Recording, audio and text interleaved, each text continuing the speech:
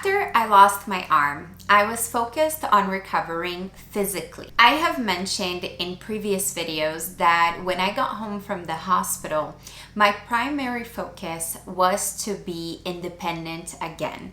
At the time, I had a lot of vertigo, plus I had recently lost my arm, so I needed to learn how to do everything with one arm. So my focus wasn't necessarily on the loss of my arm.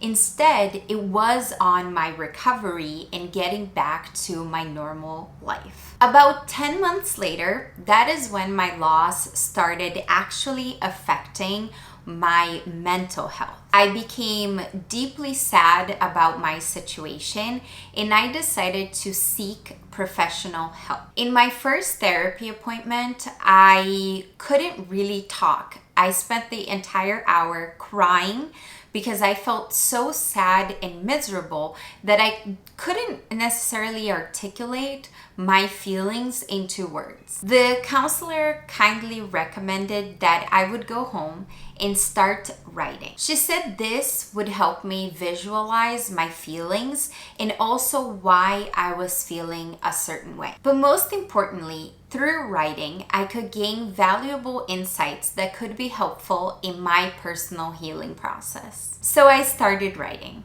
and at first it was very uncomfortable. I would open up a clean page and nothing would come to mind.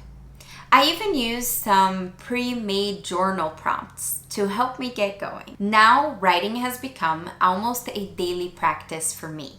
I write about everything, my goals, my intentions, my ideas. I write about my past experiences and how I learned through those experiences. And I always think about my future, and I write about where I want to go and who do I want to be.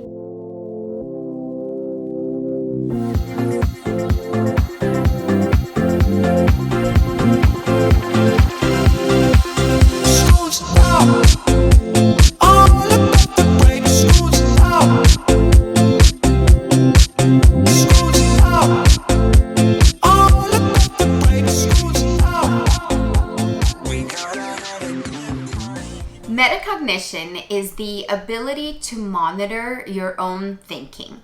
In other words, it's thinking about how you think. Not only this is an under-practiced skill, but oftentimes when we think about ourselves, when we reflect on our own thinking patterns, we often judge ourselves very poorly. This is often due because we have misinterpreted illusions about what reality actually is. We also have cognitive biases, and we have stories that we tell ourselves about our past. And all of this together allows for errors of judgment when we do reflect on ourselves. For example, we often hear people say, "I am bad at math." They usually make these assumptions because of a past experience that was not ideal, and it demonstrated to them or created proof for them that they aren't good at math. But the truth is, you're not bad at math. Math is a skill, and it requires a lot of practice, a lot of knowledge, supporting knowledge, so you can actually become proficient at this subject, at this skill. And most often, we don't think this way. We don't see something as, hey, maybe I just need to spend more time learning that skill.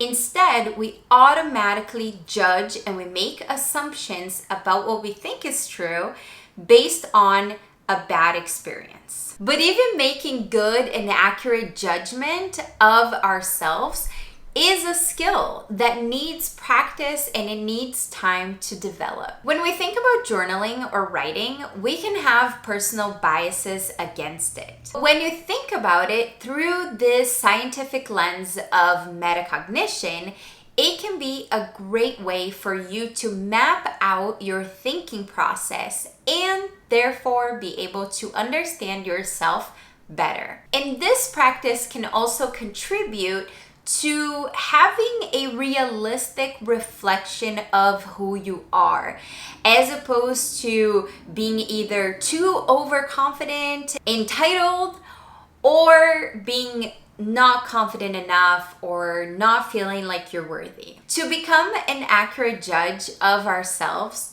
we must understand what competence looks like in the areas where we are trying to evolve or find success. And you do that by being sincere with yourself in your personal reflections. And that means, yes, write down the things you're good at, but also acknowledge the areas that you must improve in. To be wise is to know the exact measurement of your ignorance. I love this quote because although we have all of these communities and circles that we use to define who we are, in the end of the day, we are still individuals and we are still figuring things out on our own and seeing how certain things apply to our lives, seeking to find truth and to find something that gives us purpose. And I think that that is very individual and that is very unique to who you are, to your talents. And I think there's something really humble and beautiful about recognizing that you don't know it all.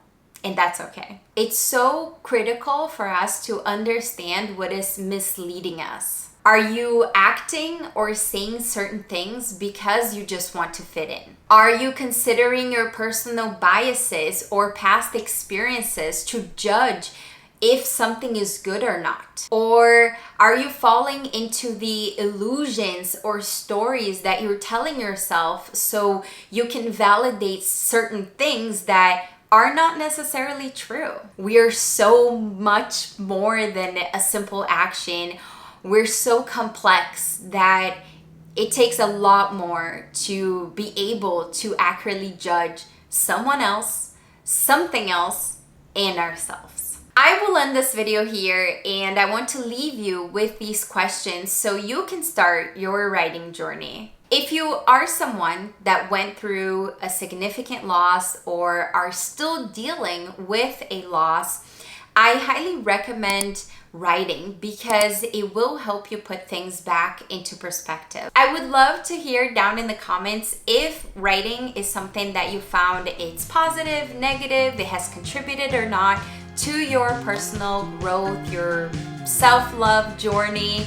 And yeah, as always, thank you so much for watching, and I will see you